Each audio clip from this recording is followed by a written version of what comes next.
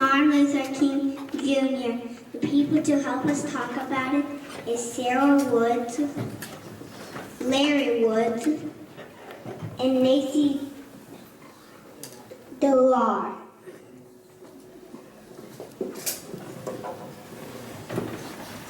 Thank you, Miles. Now you guys know I don't like the microphone, right? Right? Whenever I talk, I don't use the microphone. So we're here to talk about a lot of different stuff. First, I have a question. So everyone has a favorite holiday, right? Yeah. Does anyone have a guess to what my favorite holiday is? Raise your hand if you think you might know. Benny? Christmas. Christmas? No. Mama? You are correct. Martin Luther King Jr.'s birthday is my favorite holiday. Good. I didn't think I needed a microphone. I grew up mostly in Nashville, Tennessee, where Sarah grew up. And I think I was like probably most of you. I'd never heard much about this kind of terrible goings on, awful things that happened. And then one day I went downtown. I was in the 8th grade. And I was on my way to the library, and there's this great group of people standing in the middle of the street on 5th Avenue in Nashville. And I saw one of the men in the video, James Bevel. Right at the start of the video, when it said Ralph Abernathy and Dr. King went to jail, and the young people had to step up and take over. The man they showed in the video was Reverend James Bevel. Mr. Bevel at that time was probably 20 years old. He was a student at Tennessee State University in Nashville. And he and Diane Nash, another student, and Reverend James Lawson from Tennessee State, and other college-age 18, 19, 20-year-olds decided to have a sit-in in Nashville and to go to the drugstores and cafes in downtown Nashville and sit down and order food. All of you've done that, right? Yeah. And when you order the food comes, and people are nice to you, and you pay the bill, and you leave, right? Well, because these students, most of them were black, there was one Asian student, the video makes it black and white. This is really all about white persons and people who were of Hispanic or Asian or Indian or anything other than white background. So this group of students from the local college came and sat down, and no one would wait on them. No one would take their order. No one would serve them food, because the usual businesses in town, here in Nashville and every place else pretty much, would only serve white people. Right. Isn't that terrible? It's so unfair to everybody. So James Bell, I'm walking through downtown, there's this huge group of people. And basically what it was a white mob of angry people shouting and yelling and screaming at Mr. Bevel and Reverend Lawson, Diane Nash, and these other marchers, protesters. They were out there with signs, like the signs on your wall here. And instead of saying, I'm a winner or I'm grateful, the signs would say things like, I'm a person too. The signs would say things like, I'm an American. The signs would say things like, we want freedom. We want freedom from the kind of laws that let people mistreat other people. And this really woke me up, because what I saw happen was some of these white people started beating up these college students. It was really terrible. And then I heard the police siren. And I thought, my mom raised me right. She said, police are your friends. If you get in trouble, you call the police. Here come the police sirens. In that day and age, all police were white males. It's just like football teams. Anybody ever see football on television or go to a football game?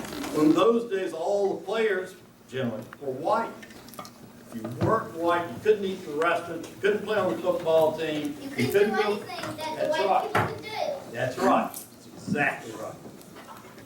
So the police get there, and I'm sitting there, young kid thinks, great, this is going to be taken care of. And they start arresting people. And to my shock, the people they arrested were the college students who had just been beaten up. They were bleeding, they were bloody, they'd just been assaulted.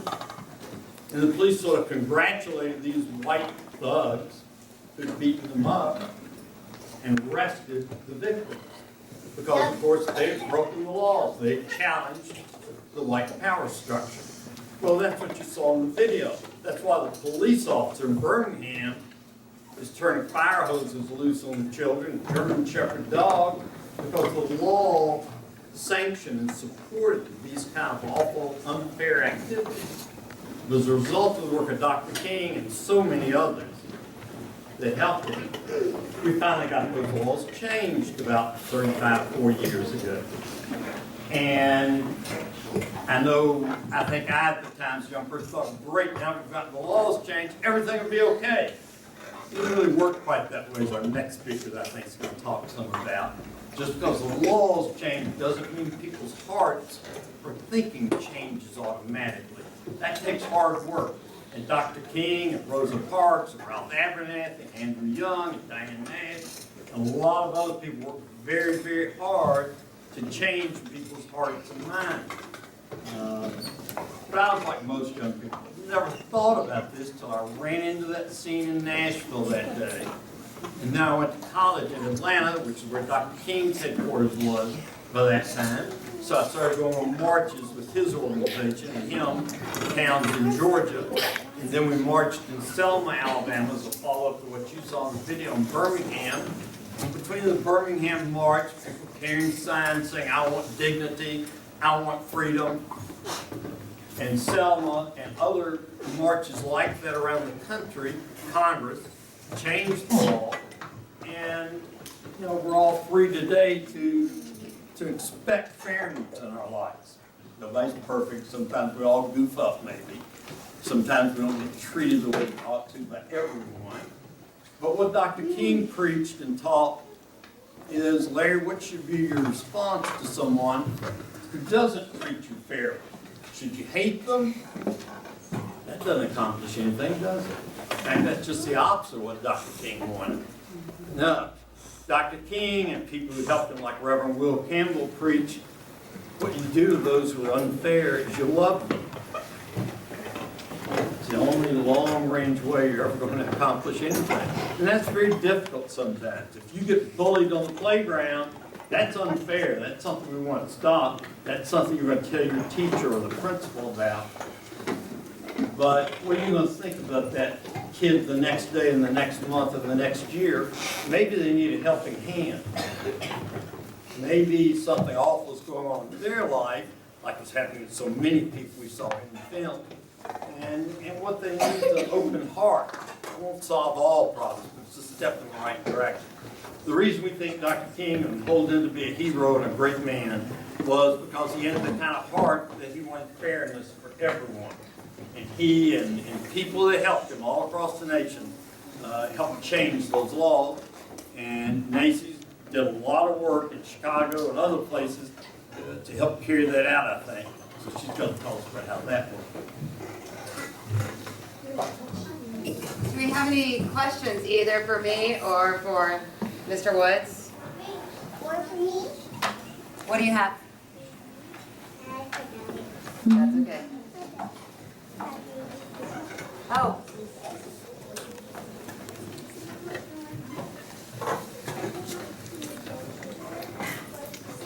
What do you have, Miss Dava?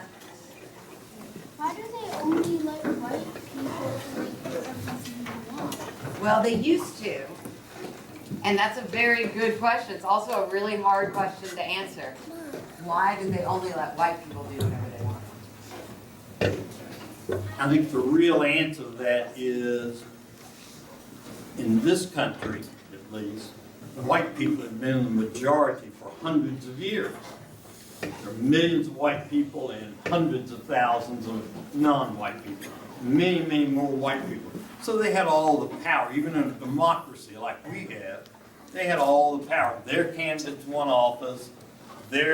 Somebody that looked just like them became police chief or mayor or governor. And they got used to thinking, well, it's always been that way, therefore it's a natural order of things. I heard a lot of that with a little old news. You can't march to stop segregation, it's a natural order of things. No, it's just that they've been in charge for a couple of hundred years and they didn't want to let go of being in charge. more so than anything else. Now, some people, you saw the Ku Klux Klan in the film. You see those people in those ridiculous costumes with hoods on and white sheets on. Ku Klux Klan for 100 years in this country was very powerful, and they were evil. A lot of white people were just unknowing or uncaring, or just thought, well, this is the way it's always been. Never really a good reason or anything. And then there's some evil people. So that's the best answer I can give. I think Miles is gonna call me. How far? If they march, why do they go to jail? Well, because the white people, like my granddad said, they're evil and they don't like That's exactly right. But there was a sentence to the video that answered that also. Remember when the video said in Birmingham, the police chief, Bull O'Connor, his jails were full. What do you do if you're the sheriff police chief and so many marches are breaking the law to demonstrate that the laws are unfair, that your jails are now full? If you arrest somebody else, what are you going to do with them? There isn't anything you can do. The whole criminal justice system comes to a stop. And that's what they did in Nashville and Birmingham and Atlanta and Selma and Montgomery and 100 other places. They forced the usual way things were done to come to a stop by filling up the jails. Dr. King intended to go to jail. He understood he was going to jail every place he marched. He intended to do it. He intended for thousands of others to go with him to make the city stop and realize and think about what they were doing. Okay, one more question. Levi. Didn't they think the black people weren't even human? Didn't they think they were apes or something? Yeah, there are a lot of very bad people who viewed anyone who was not white as some kind of, well, they're not really a person. That's why a lot of the signs that were carried into the marches said, I am a person, because of that bad, ridiculous attitude that did exist with some people. That's all I'm watching. For the moment, we want to give Ms. Naisy a chance to speak too. Thank you, and thank you for all of the work that you all have done. So the ideals and the ideals that he fought for and that she went to marches for were the things that my parents in the Philippines and other people in the Philippines actually loved and believed in America. That America was a land of opportunity and a place for freedom, a place where everyone can, no matter how hard they work, they can succeed. Well, when I was growing up in Chicago, there were lots of different kinds of people. And what after this time frame in the 1960s, and laws were in place to help protect people, to make sure that they get equal and fair treatment, what we realized is that there was a lot more work to be done. And that still wasn't happening because, as Mr. Woods mentioned, the laws might be there, but the people are the ones who uphold those laws. The people are the ones that can have those actions and be kind to other people. Well, when I was growing up, what I ended up witnessing is that those principles are sometimes very, very hard to practice. And so when we were coming in, we were newcomers. We were different. We were not like the others. And so, because we were different and not like the others, there were people who said, go back home to where you came from.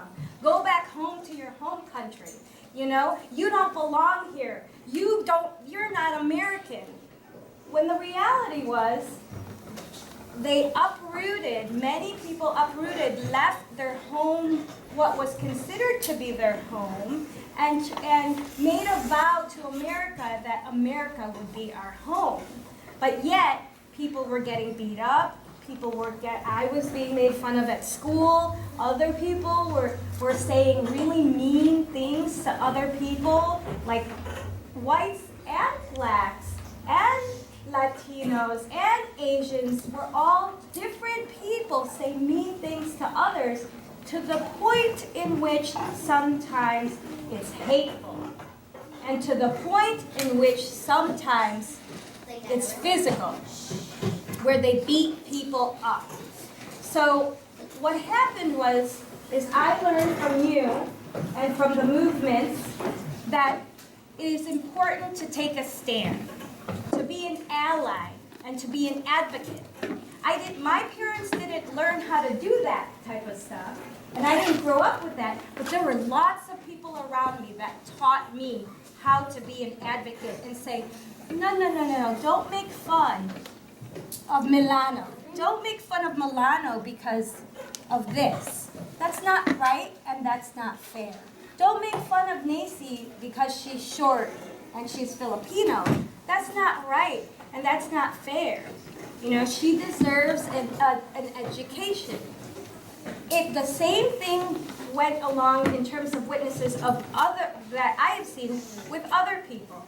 So what had happened is those principles of fair treatment and equal treatment started to apply to others. So people with wheelchairs, they were not allowed to go to the grocery stores. Not because people didn't want them to, it was because the areas were narrow, there were bars to hold carts in, but also does not allow carts to go into the store because people with wheelchairs couldn't get out in certain areas. So now these principles started to get applied to other people and laws became enacted because these types of principles of fair and equal treatment